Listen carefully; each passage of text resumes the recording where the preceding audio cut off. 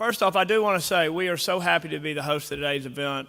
We've been working with the Chamber staff for probably about a year, just coming up with an idea of something we could do in the city to start to make a difference and to continue to add on to what we're trying to do in this community. So every time that we got to a point of what we were going to do, it always came back to jobs. And for y'all that have read Mr. Clifton's book, The Coming Jobs War, we know that it is so important to create a great job market.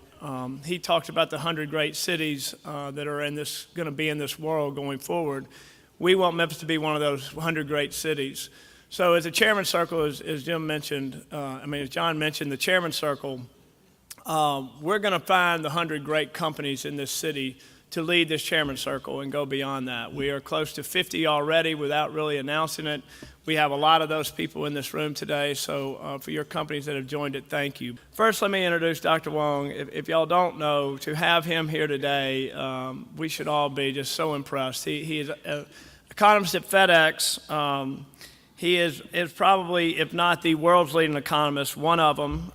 He is a very humble man and doesn't like to hear those things, but he is not one who goes out and speaks very often, but when he does speak, his words are listened to around the world. Obviously, we all know how important FedEx is to our community, but what FedEx shows as far as the economy is an unbelievable sampling of all around the world. So he has a huge resume. He is chairman of the Economic Advisory Committee on the U.S. Council of Competitiveness. He's a member of the Executive Committee of the National Association for Business Economics in the U.S. He served as NABE's president during 2011, 2012. Like I said, I want him to speak more than me read his resume. So with that, Dr. Wong, we're going to let you start the program. And the primary focus these days, as Jim Clifton correctly indicates in his book, The Coming Jobs War, is jobs, and good jobs. Now, the behavioral economics of well-being, as defined by Gallup, and also discussed in Jim's book, career, social, financial, physical, and community well-being all have something to do with jobs. Since every solution is local, which is true, as also indicated in Jim's book, I really applaud this effort made by the Chamber and Duncan-Williams and other sponsors as well to bring this dialogue and important platform to Memphis. Now, so what creates and how to create good jobs? The simple answer is to invest, because investment has two integral parts. Investment has capital and labor. And I told this to a group of Senate leaders last year. And then the question, as one senator asked during that meeting, so where can we find the money to invest? This is a very good question. The answer really holds the key to success. The answer, as I see, is to create an environment that fosters a virtuous circle for demand and incentivize entrepreneurs and intrapreneurs to grow their business. If Memphis has a comparative advantage as a tourist city, thanks to our heritage, or as an innovative city in the cluster of medical device and services, or as a world-class transportation hub, and aerotropolis, or a place for smart manufacturing, and so on. We'll need to find a way to package our advantage and strengthen them by providing an overall environment that can make what I call circular motion, by which I mean value chains in the context of a circular economy, and thus make every bit count and make growth in each industry vertical and overall economy sustainable. I often heard people commented that Memphis is fortunate to have a global company like FedEx. FedEx not only creates 300,000 jobs worldwide, FedEx also directly employs 30,000 jobs, 30,000 people in Memphis alone. I must add that job creation is one measure of entrepreneur Fred Smith's many contributions to society. FedEx is also fortunate to have Memphis embrace then a young startup, Federal Express, exactly 40 years ago. To strengthen the positive bond, FedEx continued to invest in the local economy, and this is an example for other companies as well, such as partnering with the University of Memphis for future employees and leaders, in collaboration with Mid-South Community College for a training program to get an airframe and power plant license, including donating a retired Boeing 727 and various equipments, and offers internship programs so students can gain real-world experience and many other local efforts. I think 5 levers would provide a common architecture to identify opportunities for growth. 1, identify economic sectors and clusters with respect to concentration of industries, functions, and occupations, namely their entire value chain. 2, strengthen human capital in terms of talent production, attraction, retention, and matching to jobs. Link movement of goods, people, and information. 3, foster an environment for innovation and entrepreneurship via government efficiency and efficacy, business environment, tax value proposition, innovation performance, and entrepreneurial ecosystem.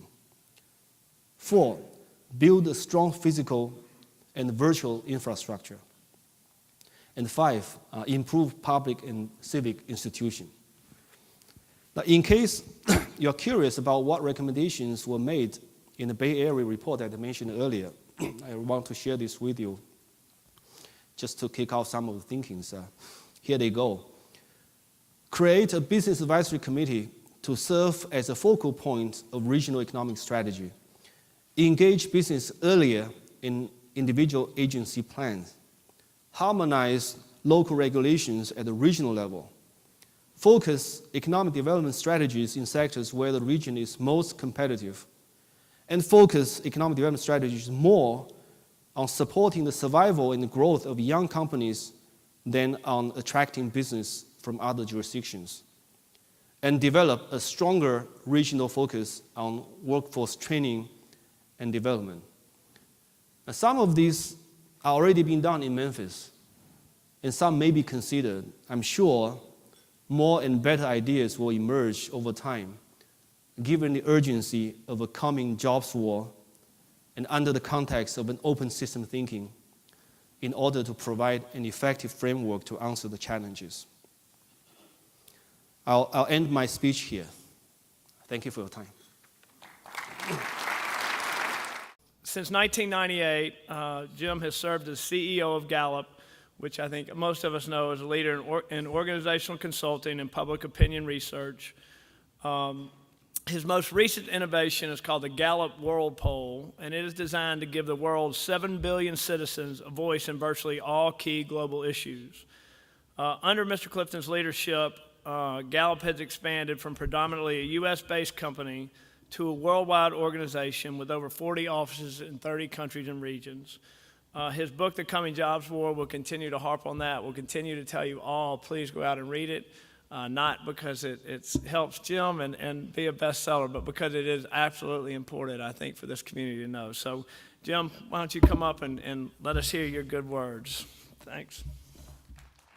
This is an important thought. I just want you to work on it, especially the Chairman Circle people. But America has a very big problem. Leaders, especially government leaders, have decided that the solution is innovation. This country is betting everything, absolutely everything, on innovation. What if we're wrong? What if we're as wrong as Schutz was? What if we're as wrong as that it's really not about speed? We're just dead wrong. Well, we are, I'm sure. That my teams, every place we've looked. I think I can say this because my product is innovation. That's what Gallup sells. Here's what you have to consider as a leader. Innovation, nobody knows this, especially in government. Innovation has no value whatsoever until a customer is standing next to it. Nobody knows that. It's kind of like the tree that falls in the forest. Was there sound if nobody heard it? We can just keep building innovation, more innovation, more innovation, more innovation, and then we stand, we look, any jobs coming out of there yet? Nope, not yet. We'll put another 10 billion in because we need jobs. Entrepreneurship and the business model is the horse, and innovation is the cart. The problem is you just keep loading the cart, and you got no horse to pull it. But here's the thing. This country is magnificent at intellectual development. We are really, really good at that. We got a system in this country where if you have a high IQ, we'll find you. You can be low income, minority, low income white, whatever it is, in Houston, the worst parts of Los Angeles, New York, whatever it is. And if you were blessed with a neuron configuration of high IQ, we'll find you. And when we do, you suddenly get to go to the best teachers. Pretty soon you're on your way. Let's say you're in Compton. Pretty soon you're on your way to UCLA, graduate degree at Stanford, maybe a PhD, and on to NIH and wherever it is. And we are donuts at that. Early identification is one of the most important things in the chairman's circle and in what Memphis becomes. But you got to get as good at early identification of entrepreneurs as you are with IQ. There's really 100 million workers in America. You read 120 million because they put together full-time equivalents and all that. If we were one company, we have 100 million workers. And it sort of is. America, Inc., we got 100 million employees. So Gallup counts and sorts and all that. We want to know if you're really engaged in your job. Not happy, we want to know if you're engaged. I'll speed this up. The right answer is 30%. 30% of people that come to work love their jobs, feel that they have a mission and purpose, what they're doing is the right thing, and then that manifests itself into just having one really good citizen. 30 million. And by the way, all the good stuff comes out of those 30 million. New ideas, new customers, and they're the ones that'll spin off, start another company. Sometimes it's maddening for you and me when they do it, but as Americans, we got to love that. But that's the juiced 30 million, and those are the really important players in the game of our lives right now. This is so important for the chairman's circle, I think. And this is a big discovery. Gallup led it with some other academics, but when you're an individual, what most of civilization does with you is they try to fix your weaknesses. And America's got to change so quickly on this. But far more time with you and your boss is spent on weaknesses. They'll do 360s, and we've done them. I'm not picking on these things, competencies and all that. We do them at something like that, even at Gallup. The data is unimpeachable. No development occurs at all. Your weaknesses don't develop, but your strengths develop infinitely. If you're going to take away any premise from this, consider that one. So that means if we sit Jim down, we say, well, he's not very good at this, he doesn't know enough about economics, he's not very good at bookkeeping, or let's work with Jim on that. But we say to Duncan, we say about Duncan, Duncan's got a real ability to build networks of people and get people, okay, and then we just develop that strength. My growth stops. His goes on absolutely infinitely. Communities are like that too. Communities have strengths and weaknesses, but a big challenge that all of you have is how well can you get your own strengths together? And you can put some math to this. I think there's about 150,000 kids in junior high and high school in Greater Memphis. About 3 in 1,000, which would mean almost 500. You'll have about 500 freaks of nature that have unusual strengths. By the way, they'll have incredible weaknesses. Those will be your entrepreneurs. You'll have about the same of real high, but you see how you can put engineering to this? But one of the questions you ought to ask yourself over and over again, and then cities have strengths. I know that we were just talking that, I mean, you got this is a beautiful setting here. I know that you got a great big aquifer underneath the place. I don't know, clean water could become more important than oil at some point. You got great medical industry boiling up out of here. But you have to say to yourself, are we moving from strengths? Is our city moving from strengths? Are the 100 of us moving from strengths? And am I moving from strengths? But here's the most important thing. So goes Memphis, so goes the United States of America. When you let Memphis down, you let the United States of America down. But when you make Memphis one of the great cities in the whole world, there's nothing more important that you can do for our country. Thank you very much. It's great to be here.